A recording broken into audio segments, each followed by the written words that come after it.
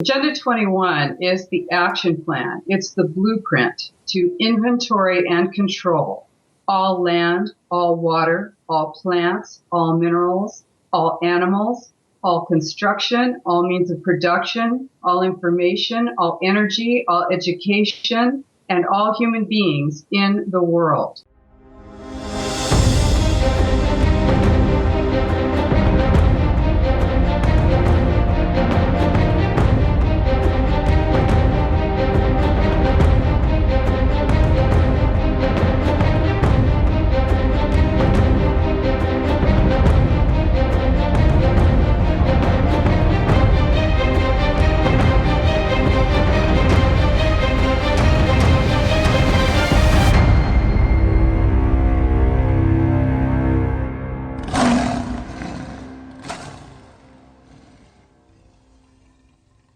Hey guys, welcome to my channel Anarchy for Freedom, India's home for conspiracy research and free thinking.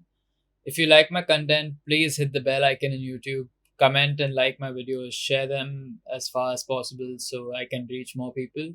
And please subscribe to my email list. I've put it in the links down below so you can hit that and I can reach you directly. Today's video and the videos that will be following from now for a while will be on the topic of Agenda 21 in India, wherein I'll be taking you through what Agenda 21 is, what its implications are for Indian society, and what are its goals, and how do those goals come into India and play out in India in specific ways through Indian characters working with the globalists and the elite. So before I go on to tell you what Agenda 21 really is, what are my interpretations of it and of people who've been looking at this agenda and studying it closely for a long time, let's take an official definition of sorts from none other than the Fountain of Truth, the United Nations itself.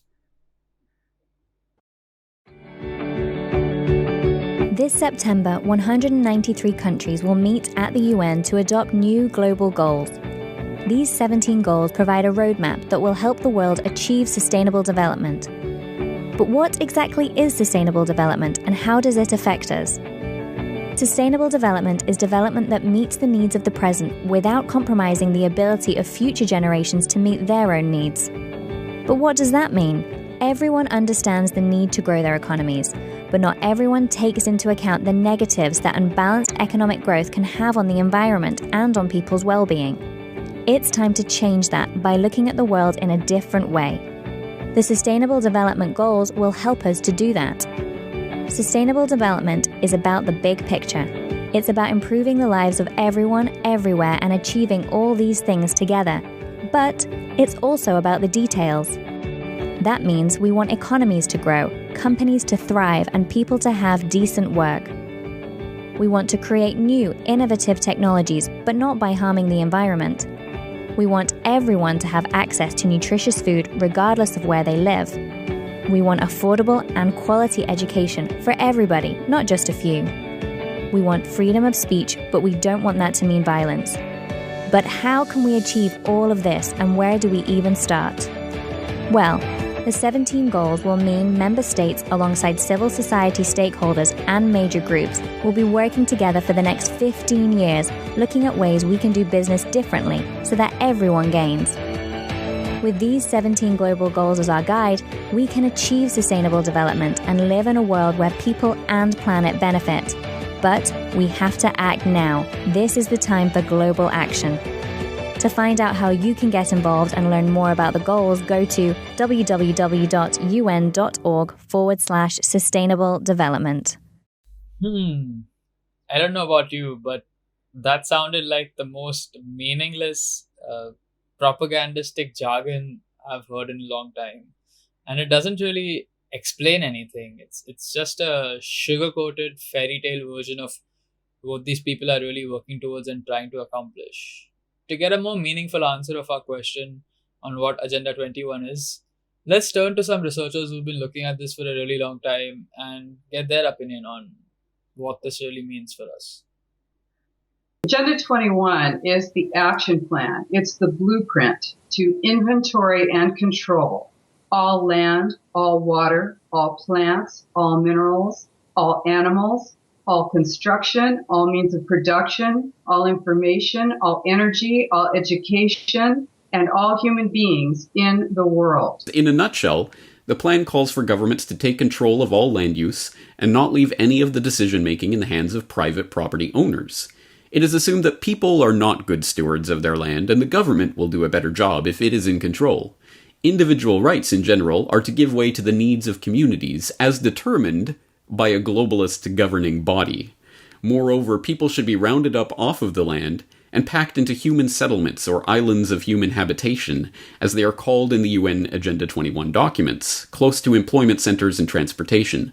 Another program, called the Wildlands Project, spells out how most of the land is to be set aside for non-humans.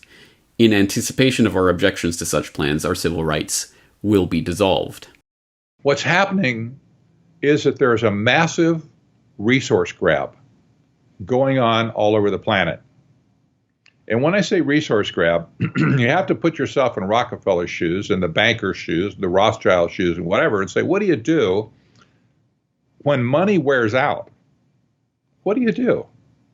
When you sucked all the value you can out of the monetary systems you created, what's left? Well, you and I don't think about those sort of things because we don't have that much money. But these people at the top, especially the bankers, I'm sure they stay up at night thinking, what's after money? What comes after money? Today, as money has been sucked dry, the only thing left to do is to make a grab for the resources themselves.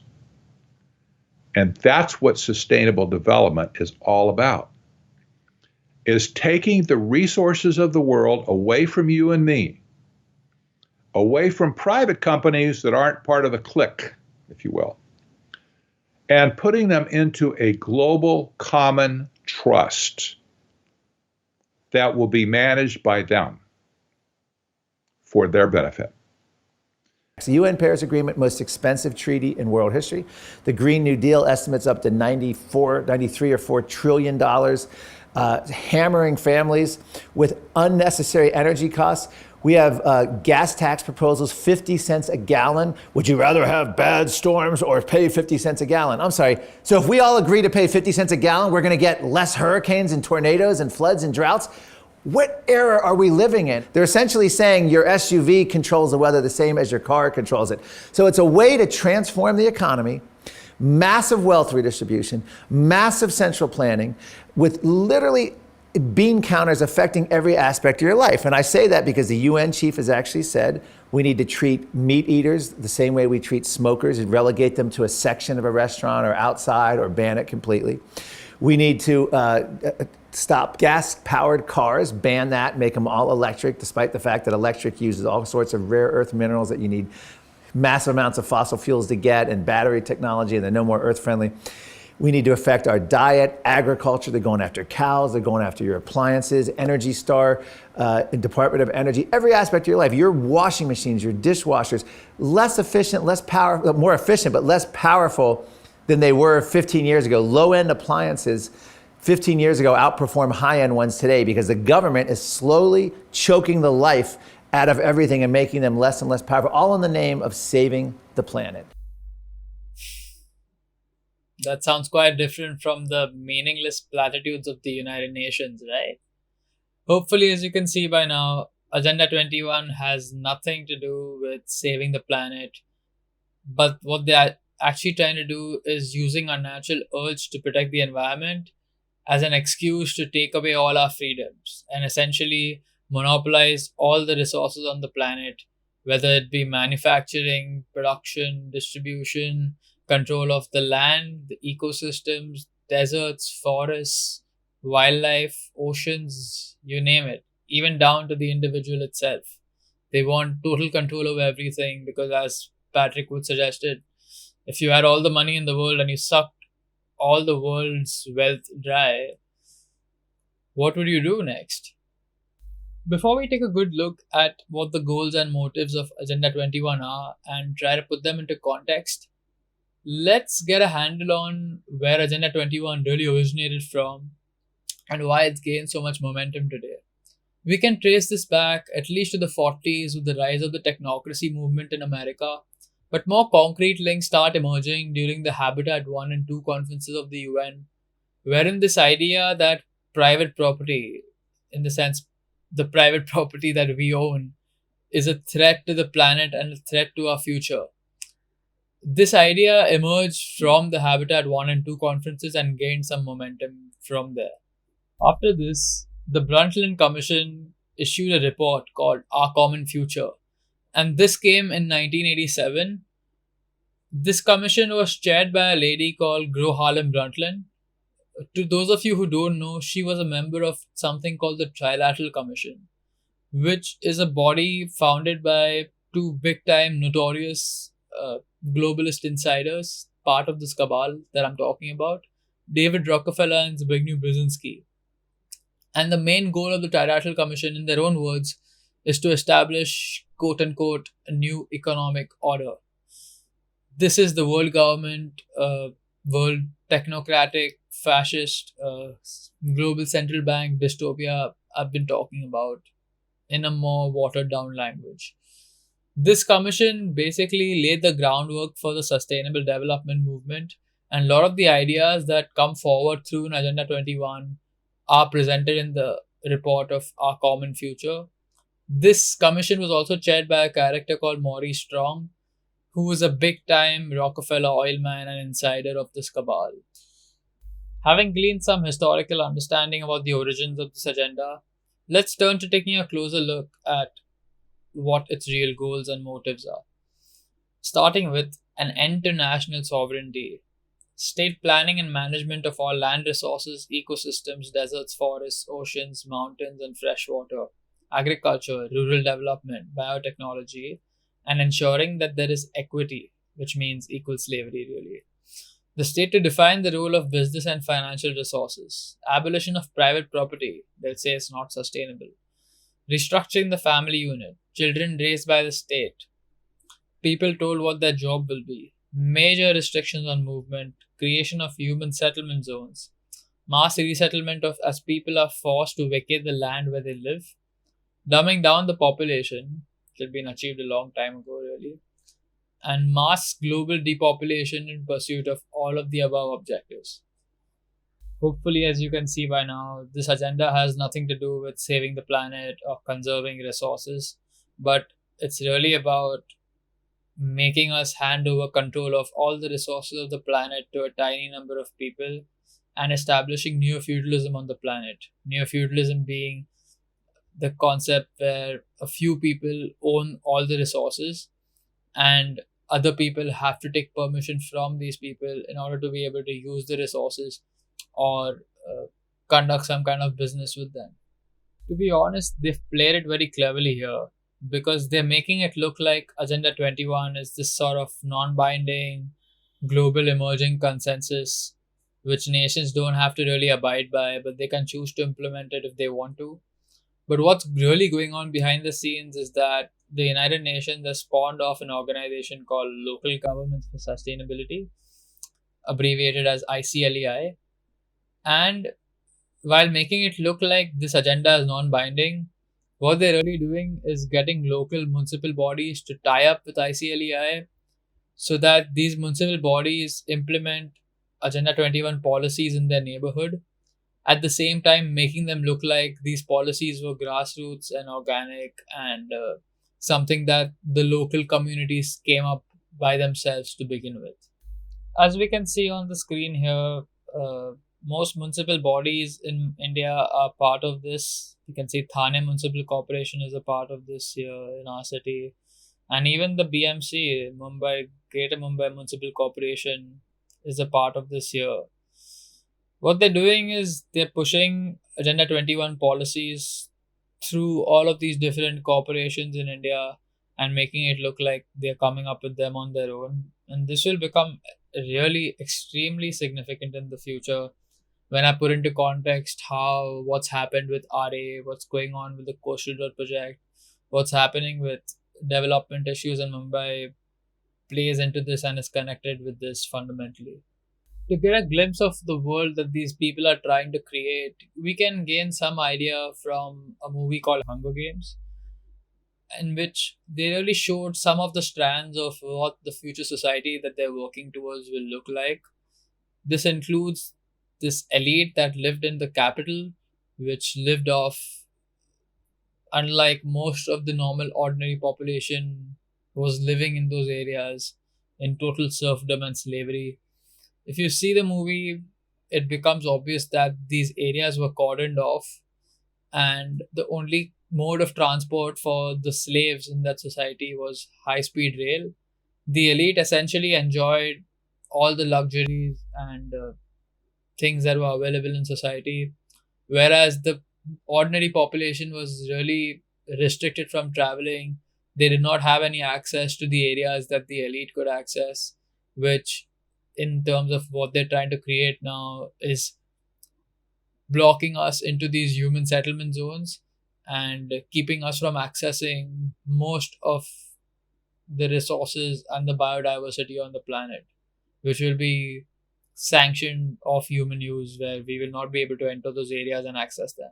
These people are trying to create a world where we are ruled by technocrats, which means experts in banking, business, finance, science, economics, etc., who will never essentially see a ballot box in their life, meaning we will never be able to vote in someone, but these experts will be appointed and will be governing society and micromanaging society and establishing a total surveillance state wherein all production and distribution will be monitored and our habits will be tweaked.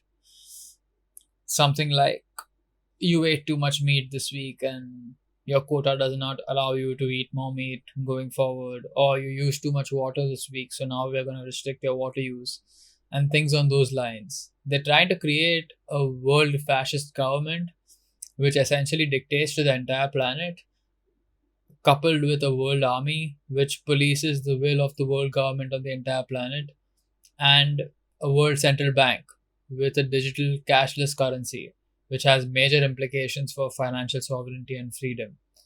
All of this coupled with a microchip population, which will be connected to a global artificial intelligence hive mind of sorts, wherein all our activities will be surveilled, even down to the level of thought. As you can see in the image here, this is the kind of structure they want to create. They want a world government at the top, and then under that, basically, they want these super states. Like we have the European Union already, but the ones which will be emerging will be the American Union, which will be a sort of amalgamation of North America and South America. They want the Pacific Union, which eventually India will be a part of if they proceed that way. They want the African Union, which is already pretty much in place. And also, not on this list is the Middle Eastern Union, which they want to carve out after engineering some sort of chaotic situation like a big war in the Middle East, through which they will create a super state in the Middle East. Under that, they want basically mega regions built on fractured lines of nations. So they won't be nations, but since they want to break up sovereignty, they will be constructing these mega regions intersecting among different nations. And we can see this in Europe, for example, wherein we can see in this diagram how they want a reshaped view of Europe, wherein this mega region is passing through different countries.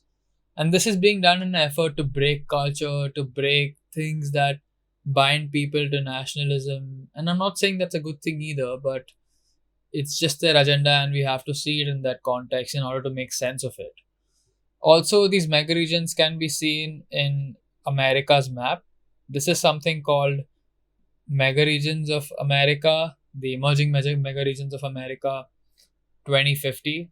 And you can see how they've basically constructed these megaregions, and exactly coupled on them almost are these trans-American passenger networks, which Barack Obama announced suddenly out of nowhere. I mean, once the planes and air travel started kicking off, rail development almost became non-existent.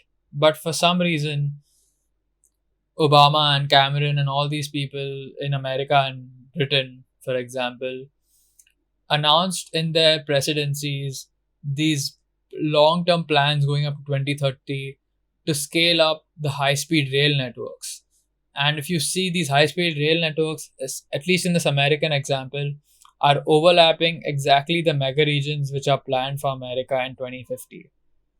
We can also see this with the map of simulated reserve and corridor system in America. And as you can see here, the areas that are meant for human use, for normal human use, are in light blue. And it's almost, like 10 or 20% of the map, literally. And everything else is core reserves and corridors, little to no human use, which are red. And the buffer zones, which are highly regulated use, which are in yellow, which occupy most of the area on the map, essentially.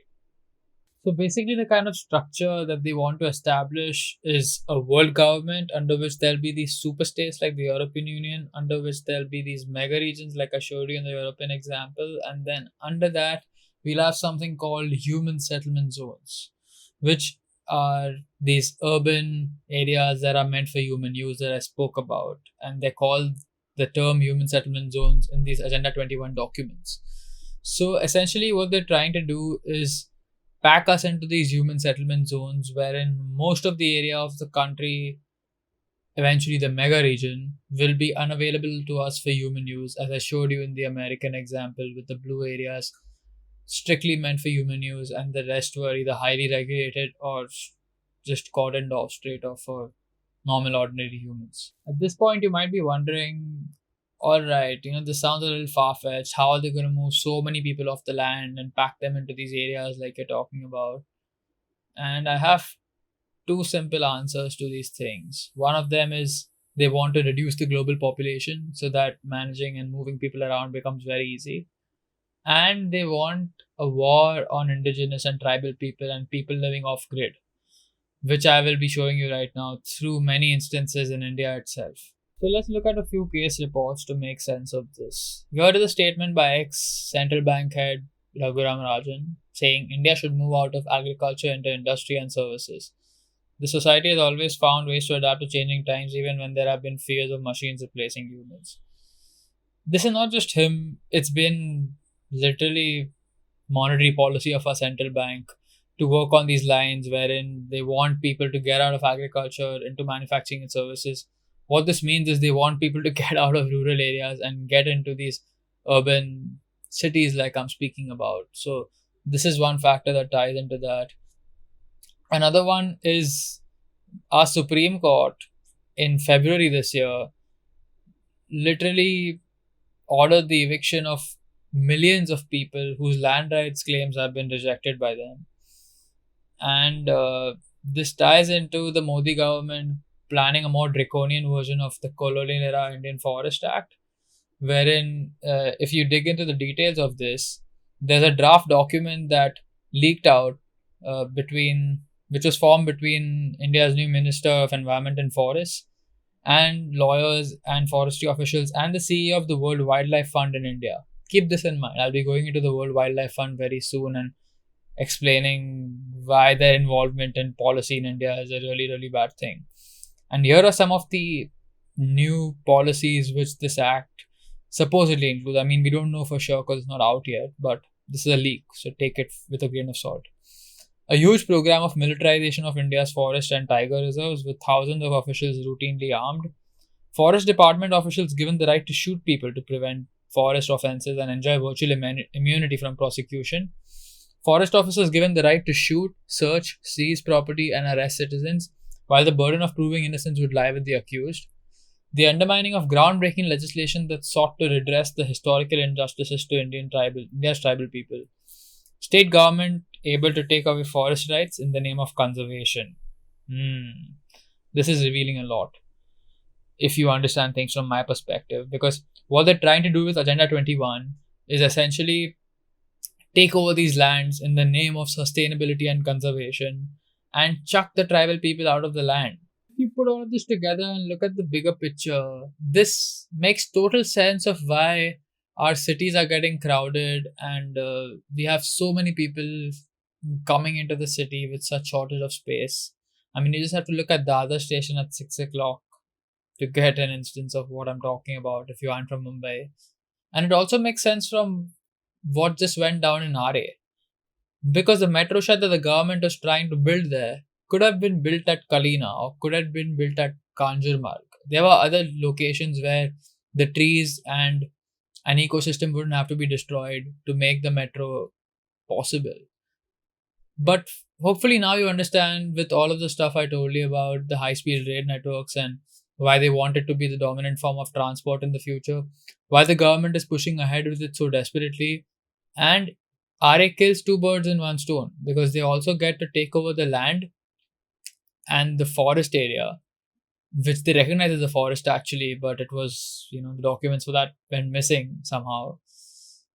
So they get to take over that land, and they also get to check out the tribal people who are living in that land, who are living relatively sustainably without having to depend much on the government. And the governments who have a war on tribal people, like I just showed you in all the instances that have been going on in India with the Supreme Court and all the other machinations involving the World Wildlife Fund and forestry officials, etc. When it comes to the high-speed rail networks and the megacities and human settlement zones, we can already see how they have this planned for India very well, like it's shown in this article by the World Economic Forum, which is basically a place where the elite meet in Davos every year to have discussions on key global issues. And almost every year, Bill Gates, George Soros, all these big-time insider billionaires are attending these meetings and shaping public opinion on where the world is headed. And it says India will have 7 megacities by 2030 UN. Just like we saw in the example I showed you about America and Britain, expect our government to go forward very aggressively with these high-speed rail projects, starting with cities. Obviously, I mean, Delhi has its own metro setup. Mumbai is going forward with full speed, Ahmedabad, all the other places. And watch for intercity rail networks to start coming up between Delhi, Mumbai, Ahmedabad, Hyderabad, Bangalore, and all the places that were listed in that article. I don't just mean the rail networks we have today, I mean the high-speed metro kind of projects that are being built in our city and other cities. And they will lay it out in such a way where these high-speed rail projects will be the only things that will be connecting these cities, and we will not be able to have air travel or go by road. Some other ways in which they will try to get people off the land would be engineered financial collapses. I mean, this is a topic for another video itself, so I'll just throw it out there and let you make up your mind on what you think about that. Engineering the weather. This sounds really far-fetched, but there are US Air Force documents going back to the 90s and European Commission meetings who have given statements on this about nations possessing the ability to manipulate the weather and engineer storms, droughts, hurricanes, that kind of thing. I mean, there are even UN conventions which ban countries from using weather as a weapon of war. I mean, if it wasn't possible, there wouldn't be any conventions or treaties on it. And this is a good example of how certain technologies have been suppressed in the public arena, because a person called Nikola Tesla, who's really behind a lot of the inventions and the things that we use today in society, was creating earthquakes and hurricanes and shattering his neighbors' windows back in the 1930s and 40s by using this technology in his own area. I can understand if you still think it's too far out and can't conceive of it, but would you not take India's ex-environmental minister Anil Dave's words seriously if he spoke about the same thing? Here's an article from the Economic Times which talks about Anil Dave's statement that he told the Rajya Sabha. The US has developed a type of weapon called High Frequency Active Auroral Research Project, popularly known as HARP. And he says that HARP strikes the upper atmosphere with a focused and steerable electromagnetic beam, which has the capability to manipulate the weather. So go through this article and you can read what else he said. And this person surprisingly landed up dead a couple months after that. I mean, you can look at all the anomalies here about this writer talking about how he had met Anil Dave, and he is supposedly one of the most healthiest people he had met, and it was a really big shocker for him that he could just die of a heart attack. And here's an interesting case where Madhya Pradesh High Court dismisses PIL seeking probe into Anil Madhav Dave's death. And it says an activist in his petition had claimed that a cartel of multinational corporations was putting pressure on the central government to give permission for commercial farming of genetically modified mustard, and that Anil Dave, with his nationalist ideology, was not in favor of it. This case of Anil Dave apparently dying of a heart attack brings in two key aspects of this agenda. One of them being his opposition to genetically modified foods, which I'll be going into a little later in the population control section, and weather modification, which I already alluded to earlier. Other ways in which they try to get the people of the land would be excessive regulation, for example, how raw milk is declared illegal in some states in America. And there's just burgeoning red tape and overregulation, which makes small farmers and small businessmen not able to survive and go bankrupt eventually, which moves them out of the area, and that land gets cleared for big corporations who are connected with this network to go and take over the land. Other ways in which they would do this would be to declare growing your own food being illegal, and collecting your own rainwater on your own property being illegal.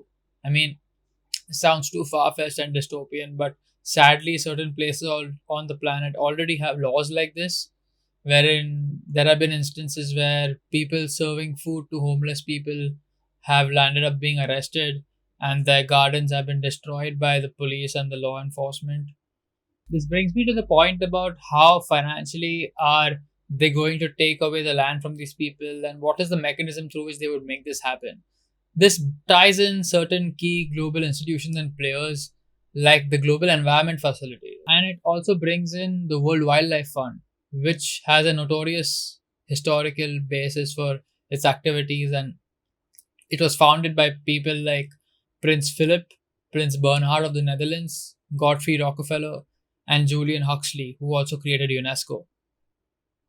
The Global Environment Facility is essentially creating something called debt for nature swaps, which is a fancy way of saying that they approach countries who have undertaken massive amount of debt from organizations like the IMF and World Bank, which again are connected to this cabal. And when the countries can't pay back these loans because of the massive amount of debt that they've been put under, these organizations come forward, like the Global Environment Facility, and tell the nation that we will forgive a certain amount of your debt if you take away certain land in the country and keep it for conservation and sustainability, what is called conservation and sustainability, but it's essentially a land grab from the native indigenous population of the people. It also brings me to an organization called the World Wildlife Fund, which, if you remember, I mentioned in connection to the draft bill that is supposedly leaked and is under the pipeline to be introduced in India. And the World Wildlife Fund has a shady history. It's been formed by notorious characters and Satanists and pedophiles like Prince Philip, Prince Bernhard of the Netherlands, Godfrey Rockefeller, and Julian Huxley. I'm not saying all of those people are Satanists and pedophiles, but Prince Philip is one of them for sure. And the World Wildlife Fund has a really bad reputation of going into countries and stealing tribal people's land, essentially. I mean, I can give you example after example of how this has happened in different countries, including India. These include the Aborigines of Padan Island, the Baruha Pygmies of Zaire, the Bambuti Pygmies, the Baka Pygmies, the Batwa Pygmies of Rwanda, the Sanies of Kenya, the Hayom Bushmen, and finally the Gujar nomads of UP, who were essentially chucked out by the World Wildlife Fund and the Indian Forest Authorities, and you can look at that case later in this article. Some other key pillars of this agenda are its privacy implications for people on the planet. So the kind of world they want to create is one that looks a lot like where China is headed right now, wherein everyone is allocated a social credit score by the government depending on how good of a citizen you are, good in quotes, wherein your points will be reduced if, say for example, you're against authority, or you have negative views about the people who are in power or the people you associate with, etc., etc. And these points have a real world effect on what happens in your day-to-day life. For example, if you have low points, then someone who is calling you might get a message on the other side of the phone saying that this person is on the blacklist and he has a bad social credit score, so you should think before speaking to him, because that person talking to you would also impact their social credit score. You could also be stopped from traveling to certain places because you have a low social credit score, which again ties in the restrictions on movement that I was talking about earlier. You could be denied a loan, for example. Your child could be denied going to a school, and a lot of other implications that the social credit score that is given to you by the government would entail for your life and your freedom. They want a tab on everything that's produced and consumed, for which it would require total surveillance. And this would sound a little off during the 1940s when the technocracy movement was really gaining momentum in America. And these are the goals of the technocracy movement from back in the 40s, wherein they wanted technocrats to have full control over the economy and to have full surveillance over what is being produced and consumed so they could do the right magic tricks and get everything in order. And it doesn't seem so far-fetched now because we have the technological capability of making that happen for them with things like 5G, the Internet of Things, smart everything, all these smart devices that are coming up. They're not to make you feel more connected to the internet or to give you more features. I mean, that's a byproduct. But what they're made for is to spy on you and to track everything you're doing. And you don't have to take this from me. We can look at quotes from a couple big time insiders. One of them being Zbigniew Brezinski, the main character I mentioned, who was behind the creation of the Trilateral Commission. One of whose members was behind the draft policy of what became Agenda 21 initially. And he says, and this is in 1970, let me tell you, the technocratic era involves the gradual appearance of a more controlled society. Such a society would be dominated by an elite, unrestrained by traditional values. Soon it will be possible to assert almost continuous surveillance over every citizen and maintain up-to-date complete files containing even the most personal information about the citizen. These files will be subject to instantaneous retrieval by the authorities. Again, this was written in 1970. And we can see more recent examples of this with this US intelligence chief James Clapper saying we might use the Internet of Things to spy on you. It's not might, they are using it already. And CIA Director David Patreas, who said we'll spy on you through your dishwasher. And you can read this article for knowing about more things that he said on the subject. And this brings in the topic of Aadhar, which again is a whole video unto itself. Not even one video, it deserves multiple videos. But needless to say, Aadhar is crucial to this agenda of surveillance. And eventually, Aadhar is meant to evolve into a microchip which will go in your hand, wherein the kind of society that we're moving towards, the social credit system that I explained, everything that you will function in society through, whether it be a credit card, whether it be a license, whether it be a passport, all of that will be loaded onto that microchip, and you could essentially be turned off centrally by the system, and you wouldn't have any other recourse to get by to use those services. That's how bad these people wanted to get. And all dissidents and people who have a problem with the kind of system they're trying to create will be eliminated or will be deprived of food or will be stopped from getting all the services I mentioned simply because their microchip was turned off. Along with all the surveillance implications of this agenda, they also want to cram us into these micro apartments, which are literally 10 feet by 30 feet, smaller than what your kitchen looks like currently. And these were initially inaugurated a couple of years ago by the mayor of New York, Michael Bloomberg, and they are going worldwide. I mean, you can see trends of this all over the world. And this has come to Mumbai as well. Like you can see in this article, Mumbai sees spike in affordable, state-of-the-art micro-housing projects. Apartments as small as 189 square feet would cost buyers more than half crore in central locations. 53 lakh to be precise. However, these flats are not your conventional spacious flats. Rather, these are micro projects that are crafted to save space and provide all the amenities within a cramped area. These new wave of micro apartments with state-of-the-art facilities are gaining traction in Mumbai. These are the kind of houses they want us to live in, wherein your dining table will come out of the wall and your sofa will turn into a bed, and all these things that cramp up everything we need in this really small slave-like area. And the public mind will kind of be molded into this by pushing this propaganda that we are destroying the planet by our carbon footprint, and thus we need to scale down the kind of apartments and the luxury that we're living in, so that we can't use enough appliances in the house or can't have such a big house because we'd be using a lot of energy to do the same. And they will also try to push in some regulations which will make it mandatory for builder to start building small houses which meet the green requirements. And not to forget, a lot of people will simply be priced out of buying these huge houses because, as we can see, governments are taking over land all over the country, essentially rendering them useless for society. And that results in higher housing costs, coupled with a crumbling financial system wherein people's financial security and future are in big jeopardy with respect to the moves that are coming in the financial system, which again are a subject of a different video and I can't go into here. The health aspect of this and the goals of reducing the human population are fundamentally interconnected, according to me, because if you look around, there's actually a war on health that's taking place. Whether it's bombarding us with electromagnetic fields and the upcoming 5G, which has really disastrous consequences for human health, as mentioned by a lot of scientists in the last year or two. Genetically modified foods, the making of vaccines mandatory and enforcing them onto children and adults, spraying the sky with toxic chemicals, the promotion of vegetarian and vegan diets, which, in my opinion, are destroying fertility among women and rendering a lot of women incapable to conceive because of the lack of fat soluble vitamins and other essential nutrients that are lacking from vegan diets these days.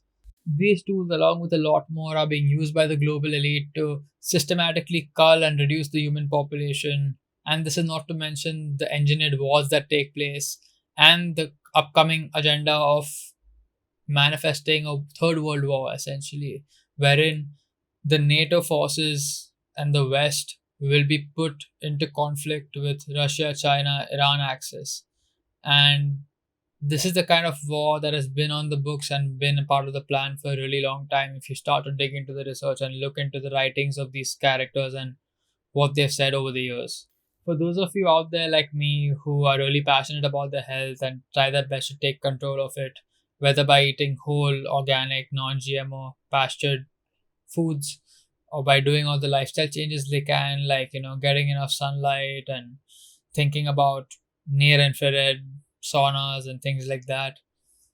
They want an end to all of that, and they want to enforce an allopathic model on the entire population, where even the discussion of alternate treatments and natural treatments are about to be banned. And this is being done under the auspices of an organization called Codex Alimentarius, which you need to look up and research if you want more information on this. The kind of medical treatments that are about to be coming in the future are going to be smart pills, which, as you can see on the screen, are microchip pills, which we'll essentially be taking into our bodies, and the microchip will send a signal or a message to your doctor and the authorities that you have taken the pill.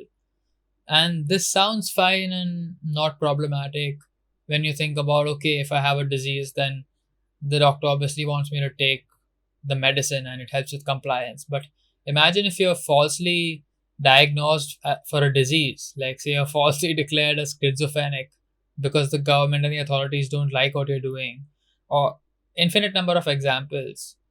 Then the authorities and the medical mafia can essentially spy on you and see if you're even taking the medication or not, and eventually force you to take them. That's the kind of world that we're heading into now. The final pillar of this is how are they going to enforce all of this? And that involves the police and the military, who, if you've read my writings and you've explored my website, in my opinion, are order following authoritarian worshippers who will literally do anything that the state tells them to do without actually using their own conscience and thinking for themselves whether the action that they're committing is right and wrong. And even the police and military humans are meant to be replaced eventually by robots and artificial intelligence run robots. So all these people in the police and military who are thinking now their jobs are safe, and the same thing goes for politicians and all the other people who are involved in enforcing this agenda on us. They are as much a victim of this as everyone else is. And all of their jobs and their financial safety are in jeopardy, because once this agenda moves to a point where robots can be introduced, they will take over the police and military and essentially robotically enforce whatever commands are given by the state down upon us. And it's not like the police and military don't already do that, but at least they have some semblance of conscience in them. If there's any left, obviously, among some people there is. This is why a lot of people are starting to quit the police force now. Not in India, but at least around the world. And I don't know about India, but there are many cases wherein the police, seeing the kind of callous and destructive attitude that is building within the forces, they're starting to leave the police force and trying to look for other ways in which they can serve society without harming people, essentially. To sum it all up, I'd like to show you an article which kind of gives a gist of the world that we're heading into. It's written by Ida Auken, who is a member of parliament of Denmark. And it says, "Welcome to 2030. I own nothing, I have no privacy, and life has never been better. Welcome to the year 2030. Welcome to my city, or should I say our city. I don't own anything. I don't own a car. I don't own a house. I don't own any appliances or any clothes. It might seem odd to you, but it makes perfect sense for us in this city. Everything you consider a product has now become a service. We have access to transportation, accommodation, food, and all the things we need in our daily lives. One by one, all these things became free, so it ended up not making sense for us to own much." This is like a played down version of the kind of future that they're moving us towards, and they're making it sound like it's good and it's not that bad. But if you read behind the lines of this, what they're trying to portray essentially is that you'll be living in a world where you don't own anything, which means the micro apartments that I mentioned, they won't be yours. When you go out of your house, they could be given to someone who wants to conduct a business meeting. And everything that you need in your house, whether it's your appliances and all of that, won't be yours. They will be sent to you via drones as and when you need them. And you won't really have a car. You will be just using the car as a service without having to own a car. And on and on and on, basically for every other area of your life in a similar fashion. So, as dystopian and technocratic and depressing as all of this sounds, I'd like to leave this video on a slightly lighter note by showing you this animated video of the society that these people are taking us towards. Oh, hi. I'm so glad you're on time. I'm V. I'm looking forward to showing you around Plandopolis today. My husband works from home. He's a virtual engineer working on one of the city's desalination plants. He controls the robots who do all the important maintenance. I think he basically plays computer games for a living. You ready to go? Have you got your calorie card open on your smartphone? I registered your visit with Slick Travel Corp the other day, so they've allotted you a journey time to match mine. It makes so much sense, doesn't it? Switch off brain and go to work. With this many people around, I'm glad there's a mega computer in charge. We're so lucky. Our kids were allocated a school quite near my practice, so I can drop them off on the way. It saves on our calorie ration. Well, it won't be long until the little darlings get their career announcements. They've been working so hard, so I'm sure they'll get something good. Not that there's anything wrong with fixing carbon scrubbers for a living or anything. Are you hungry? Let's pop to the market as we're passing. Right, what's on the menu this month? No, not meat. It's not your birthday. The Global Food Council are doing a really good job of keeping food production going. I mean, you don't get the choice you used to, but we're better off than most. I think it's probably easiest to walk from here. You barely see a car in the city centre nowadays, unless you're rich. Oh, the state knows they just aren't practical anymore. We're all trying to meet our global carbon deal. Electric bikes are so much better for getting around our neighbourhood. And why waste valuable space on car parks when you can use them to grow food? I don't care what you say, Alex. They don't deserve to live in that ghetto. They are completely disconnected. No high-speed transport system, no new internet. They miss out on jobs and many essential services too. Oh, hi again. What a day. I had to make an emergency visit to the Cry Freedom ghettos. I mean, I miss my sister like mad, but I'm glad they went when they moved to New Amsterdam. They're safe from climate change on the floating city. That must be her now. It's much easier to meet up with friends virtually now. So many cities have banned cars in central areas. Ooh, looks like she's got some juicy gossip. As we can see, this agenda is really dark and they want to essentially destroy humanity and destroy all of us. And I think this information is really important for Indians to get, because the way we've been going down this road thus far is because people have no awareness this is going on, and people within our country are working towards this. And if you want to stop this and turn the direction around wherein we can head into a society that's free and voluntary and is not based on coercion and authoritarianism and violence, then we have a responsibility to awaken others to the information, get this information to them, share it with everyone, and help them to see what's going on, so we can collectively do something about this. Because trust me, I mean, me making a video here, I as an individual am not going to change much. I mean, I'll obviously share this information, and if it reaches more people, then I will be able to have an impact. But the impact will only be possible if it reaches a larger number of audience, and that audience considers this message and thinks about it and wants to do something about the kind of society that we're heading towards. So please, if you find this information important, share it with people, convey it to people, just help them to start looking at these things and get them to look at it, because my freedom and your freedom and all our freedoms rest on the population becoming aware and stopping this insanity and massacre from happening. Thanks for watching. Take care. Bye.